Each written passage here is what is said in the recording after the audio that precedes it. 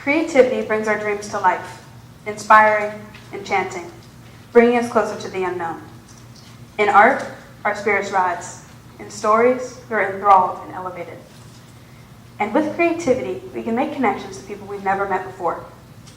We learn that there are many lenses we are seeing the same whole, only the path before us is blurred.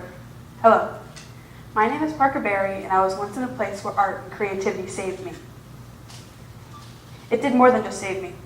It allowed me to blossom, it increased my intellect, and it has helped people all over the world in the same way. Creating art stimulates the brain, and anyone can do it. Being good at art has nothing to do with it. Some pieces just stimulate your brain cells slightly more than others do. Art is a part of our human soul. It infects everything we see, touch, think, and do, whether we like it or not. It's a way of life. And I know, somewhere in the audience, there is someone who is disagreeing with everything I'm saying. Someone that couldn't care less if art existed or not. I was you. For me, this world was dark. But when I picked up that paintbrush and actually allowed myself to feel, it was beautiful. Not just in art either.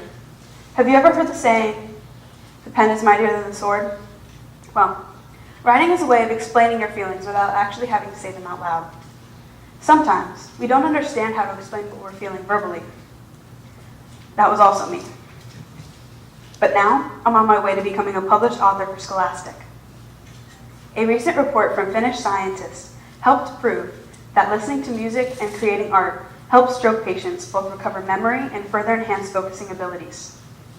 The same researchers from the Finnish University of Jyväskylä have also found that music can reduce post-stroke depression and confusion.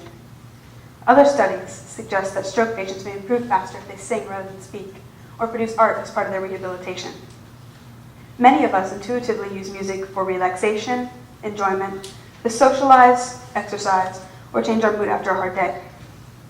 Music therapy is used in clinics as well, requiring a certified therapist to interact with the patients. To see the results of this type of therapy, one study by Kenneth E. Bruscia, a published author and well-known scientist, showed how levels of an important chemical in the brain that relays signals between brain cells increased after just 4 weeks of this music therapy. However, when the therapy stopped, it decreased instantly. See, it's not just art and fancy words I'm talking about here.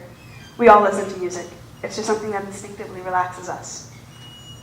So far, scientists haven't quite discovered what happens to our brains during the creative process, since it actually combines so many different things our brain does on its own. And contrary to popular belief, it includes both sides of our brain working together, rather than just one or the other. People cannot be left brain thinkers or right brain thinkers. It's just a myth. This myth originated in the late 1960s when doctors came across patients with severe epileptic attacks. The treatment for this disease was to cut the thread of neurons connecting the two hemispheres together.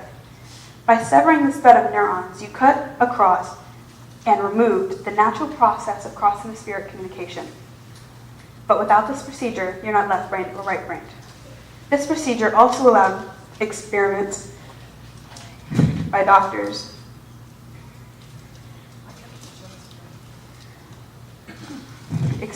on how each hemisphere worked in isolation. I apologize.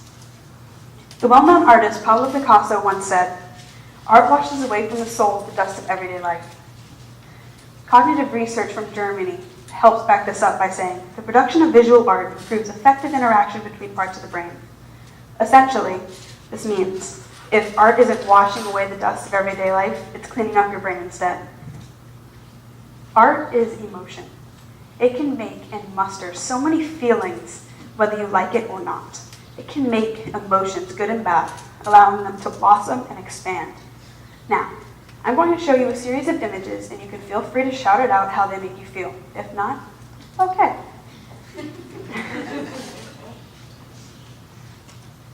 Well, lively crowd.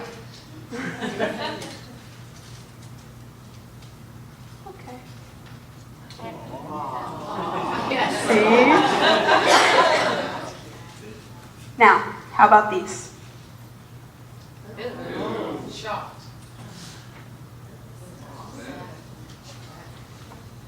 Yeah. Oh, yeah. Powerful, aren't they? Someone created these. Someone like me, someone like you.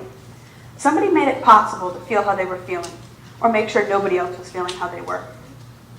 Don't be afraid of your own imagination. Use your fear to create something new. I did.